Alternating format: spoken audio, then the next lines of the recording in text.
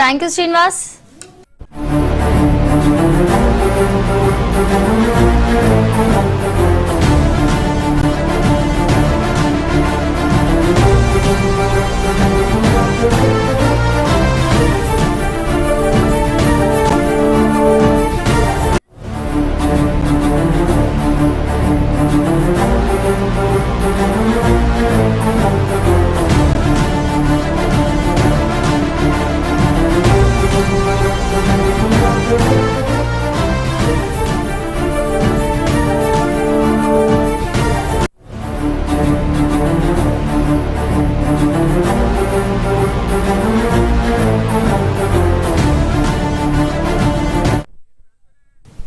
ఢిల్లీ మాజీ సీఎం ఆప్ అధినేత అరవింద్ కేజ్రీవాల్ ఊరట లభించింది. ఢిల్లీ లిక్కర్ పాలసీ కేసులో ఆయనపై ఉన్న అభియోగాలు తొలగిపోయినట్టు తెలుస్తోంది. అంతేకాదు ఆయనతో పాటు మనీష్ సిసోడియాపై ఉన్న అభియోగాలను కూడా తొలగించినట్టు తెలుస్తోంది.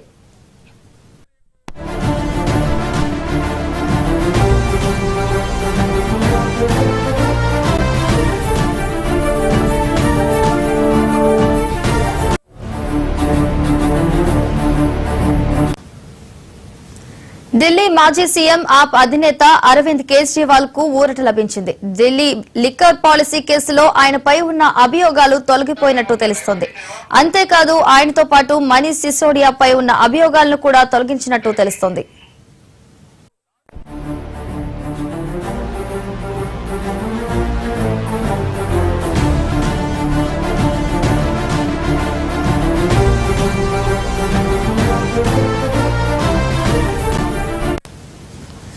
ఢిల్లీ మాజీ సీఎం ఆప్ అధినేత అరవింద్ కేజ్రీవాల్ కు ఊరట లభించింది. ఇదే అంశానికి సంబంధించి మరింత సమాచారాన్ని ఢిల్లీ బ్యూరో చీఫ్ శిరీష్ అందిస్తారు.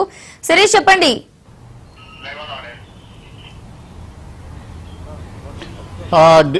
దేశవ్యాప్తంగా కూడా సంచలనం సృష్టించిన ఢిల్లీ లిక్కర్ కేసులో మొత్తం 23 మంది అక్యూజ్డ్ ఎవరైతే ఉన్నారో వాళ్ళందరికీ కూడా ఢిల్లీ కోర్టు క్లీన్ చిట్ ఇచ్చింది. మరి అందులో ఎమ్మెల్సీ కవిత కూడా ఉన్నట్లుగా కూడా సమాచారం. దీనికి సంబంధించి కవిత తరపు నుంచి మరికొద్దిసేపట్లో కవిత తరపు న్యాయవాదుల నుంచి మరికొద్దిసేపట్లో క్లారిటీ అనేది కూడా వస్తోంది. ప్రస్తుతం అరవింద్ కేజ్రీవాల్ మీడియాతోటి మాట్లాడిన దాని ప్రకారం చూసినట్లయితే ఢిల్లీ లిక్కర్ కేసులో తను అదేవిధంగా మాజీ డిప్యూటీ సీఎం మనీష్ సిసోడియాతో పాటు కోర్టు అనేది కూడా డిశ్చార్జ్ చేసినట్లుగా కూడా తెలుస్తోంది. సో మొత్తం మీద కూడా ఇటు ఢిల్లీ సీఎం అరవింద్ కేజ్రీవాల్ అదేవిధంగా ఢిల్లీ మాజీ సీఎం అరవింద్ కేజ్రీవాల్ అదేవిధంగా మాజీ డిప్యూటీ సీఎం మనీష్ సిసోడియాలతో పాటుగా మాజీ ఎమ్మెల్సీ కవిత కూడా క్లీన్ చీట్ వచ్చినట్లుగా కూడా తెలుస్తోంది. దీనికి సంబంధించి కొంత క్లారిటీ అనేది కూడా రావాల్సింది. ఎందుకంటే ఢిల్లీ ఎక్సైజ్ పాలసీకి సంబంధించిన అవినీతి కేసులో ఈ రోజు కీలక పరిణామం అనేది కూడా చోటు చేసుకుంది. ఢిల్లీలోని రోజ్ అవెన్యూ కోర్టు మాజీ ముఖ్యమంత్రి అరవింద్ కేజ్రీవాల్, మాజీ ఉప ముఖ్యమంత్రి మనీష్ సిసోడియా తర్వాతతో సహా మొత్తం 23 మందిని కూడా కేసు నుంచి కూడా మినహాయించినట్టుగా కూడా తెలుస్తోంది. సో మొత్తం మీద కూడా ఎక్సైజ్ పాలసీలో పెద్ద కుట్ర లేదంటే నేర ఉద్దేశం అనేది కూడా కనపడడం లేదని చెప్పేసి కోర్టు స్పష్టం చేయడం కూడా జరిగింది. అదేవిధంగా ఆరోపణలకు తగిన ఆధారాలు సమర్పించడంలో సెంట్రల్ బ్యూరో ఆఫ్ ఇన్వెస్టిగేషన్ అనేది కూడా కోర్టు వ్యాఖ్యానించడం కూడా జరిగింది. అదేవిధంగా సిసోడియాపై ప్రాథమిక కేసు ప్రైమా ఫేసి కేసు అనేది కూడా రుజువు కాలేదు అని చెప్పేసి కూడా మా ఢిల్లీలోని రోజ్ అవెన్యూ కోర్టు స్పష్టం చేయడం కూడా జరిగింది. కేజ్రీవాల్ను సరైన ఆధారాలన్నింటి కూడా లేకుండానే కేసులో చేర్చారని చెప్పేసి కూడా న్యాయమూర్తి ఇందులో వ్యాఖ్యానించడం కూడా జరిగింది. అదేవిధంగా సిబిఐ దాఖలు చేసిన ఛార్జిషీట్ ఏదైతే ఉందో ఆ ఛార్జిషీట్ పైన కూడా కోర్టు కొన్ని వ్యాఖ్యలు చేసినట్లుగా కూడా తెలుస్తోంది. ప్రత్యేక న్యాయమూర్తి జితేందర్ సింగ్ రోజ్ అవెన్యూ కోర్టులో విచారణ జరిపిన సందర్భంలో కొన్ని ఆదేశాలన్నింటి కూడా ఇవ్వడం జరిగింది. ఆ ఆదేశాల ప్రకారం సిబిఐ దాఖలు చేసిన భారీ ఛార్జిషీట్లో అనేక లోపాలన్నింటి కూడా ఉన్నాయని చెప్పేసి ఆయన అభిప్రాయపడడం కూడా జరిగింది. అదేవిధంగా ఆరోపణలకు మద్దతుగా సాక్ష్యాలు కానీ సాక్షుల యొక్క వాంగ్మూలాలన్నింటి కానీ సరిపోలేదు అని చెప్పేసి కోర్టు అభిప్రాయపడడం కూడా జరిగింది. అదేవిధంగా దర్యాప్తుల్లో తగిన స్పష్టత బలం అనేది కూడా కనిపించడం లేదని చెప్పేసి కోర్టు ఇందులో విమర్శించడం కూడా జరిగింది. అదేవిధంగా కోర్టు ఎవరిపైనా కూడా ఛార్జీలు నమోదు చేయడానికి నిరాకరిస్తూ మొత్తం 23 మంది నిందితులు ఎవరైతే ఉన్నారో వాళ్ళందరినీ కూడా ఈ కేసు నుంచి డిశ్చార్జ్ చేయడం కూడా జరిగింది. అదేవిధంగా సిబిఐ ఇప్పటివరకు జరిపిన దర్యాప్తు ఏదైతే ఉందో ఆ దర్యాప్తు పైన తీవ్ర అసంతృప్తిని కోర్టు వ్యక్తం చేయడం కూడా జరిగింది.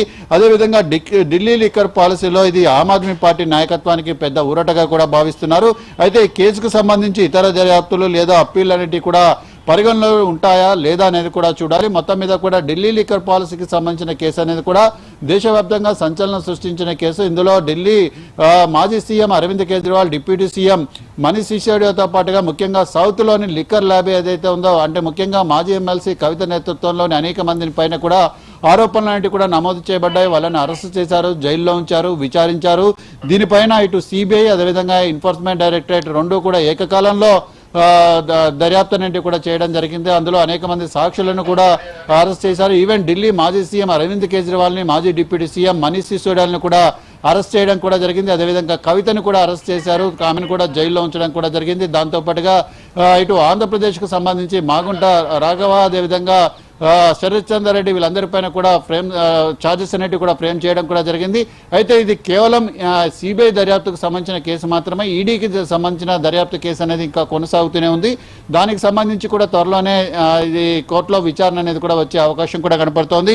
సో మొత్తం మీద కూడా ఏదేమైనప్పటికీ కూడా ఇది దేశవ్యాప్తంగా చాలా సంచలనం సృష్టించిన కేసు అని చెప్పేసి కూడా చెప్పొచ్చు. ఈ కేసులో అనేక పరిణామాలు అనేవి కూడా చోటు చేసుకున్న పరిస్థితి అనేది కూడా ఉంది.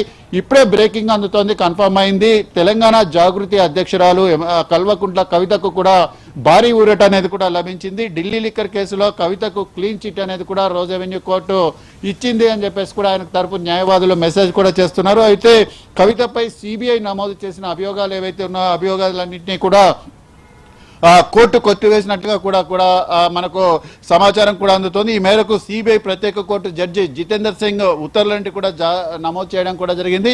కవితతో పాటు ఈ కేసులో ఉన్న దాదాపు 23 మంది నిందితులు అందరూ తప్పు చేశారని చెప్పడానికి ఎలాంటి సాక్ష్యాధారాలన్నింటి కూడా లేవు అని చెప్పేసి కూడా రోజ్ అవెన్యూ కోర్టు స్పష్టం చేయడం కూడా జరిగింది. సో మొత్తం మీద కూడా అనేక రోజుల పాటు ఇటు రోజ్ అవెన్యూ కోర్టులోనూ అదేవిధంగా సిబిఐ ఈడీ విచారణలో నలిగిన ఈ కేసులో ఎట్టకేలకు ఎమ్మెల్సీ కవితకు భారీ ఊరట అనేది కూడా లభించడంతో ఆమె అభిమానులు అదేవిధంగా తెలంగాణ జాగృతికి సంబంధించిన కార్యకర్తలు సమరాలన్నిటి కూడా చేసుకుంటున్న పరిస్థితి అనేది కూడా ఉంది. మరికొద్ది సేపట్లో ఈ అంశంపై ఎమ్మెల్సీ కవిత కూడా మాట్లాడే అవకాశం కూడా ఉంది. అయితే ఢిల్లీలోని రోజ్ అవెన్యూ కోర్టు ఏదైతే జడ్జిమెంట్ ఏదైతే ఉందో ఆ జడ్జిమెంట్ ఇచ్చిన సందర్భంగా ఢిల్లీ మాజీ సీఎం అరవింద్ కేజ్రీవాల్ అదేవిధంగా డిప్యూటీ సీఎం మనీష్ సిసోడియా ఇద్దరు కూడా మీడియాతోటి మాట్లాడారు.